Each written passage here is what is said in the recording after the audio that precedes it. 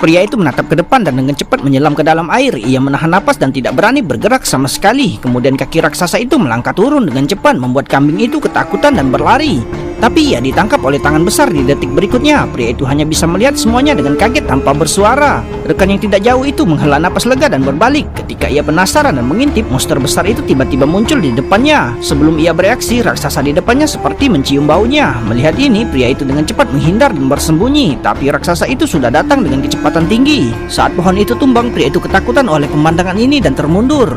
Pria itu melihat betapa besarnya raksasa itu. Ia pun ingin melarikan diri. Raksasa itu sama sekali tidak panik ketika melihat ini, dan ia mengejar pria itu hanya beberapa langkah. Setelah berhasil menampar, pria itu berhenti bergerak. Melihat ini, raksasa itu segera mendekat dan mencium makhluk aneh itu. Tapi tepat ketika ia meraih pria itu dan hendak pergi, kapten di samping tiba-tiba bergegas menghunus pedang tajam dan menusuk pergelangan kaki raksasa itu.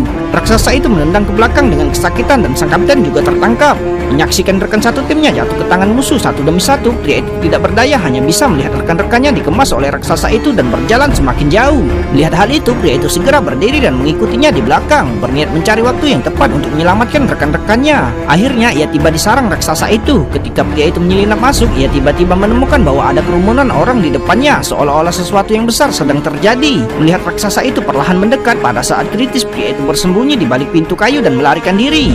Ketika ia melewatinya dan tiba di tempat lain, ia sangat terkejut oleh pemandangan di depannya. Pada saat ini, teriakan minta tolong tiba-tiba datang.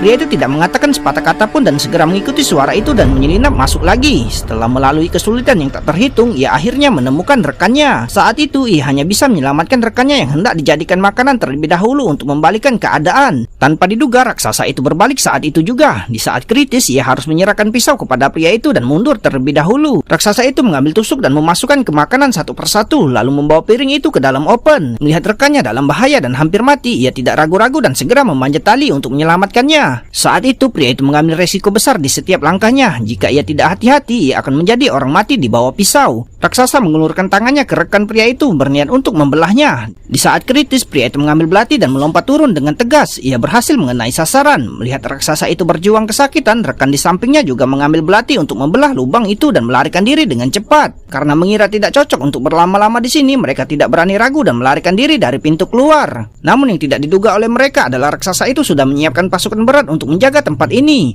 Melihat rencana itu tidak dapat dilanjutkan, pria di samping tiba-tiba memikirkan ide yang buruk. Mereka mengambil sarang lebah besar dari kejauhan, lalu membuka helm raksasa itu dan memasangnya untuk menutupinya lagi. Kemudian yang harus mereka lakukan hanyalah menunggu dengan tenang keberhasilan rencana itu, dan semua ini sesuai dengan yang diharapkan mereka. Raksasa itu langsung terbangun oleh lebah itu. Saat rasa sakitnya berangsur-angsur meningkat, raksasa itu tidak punya pilihan selain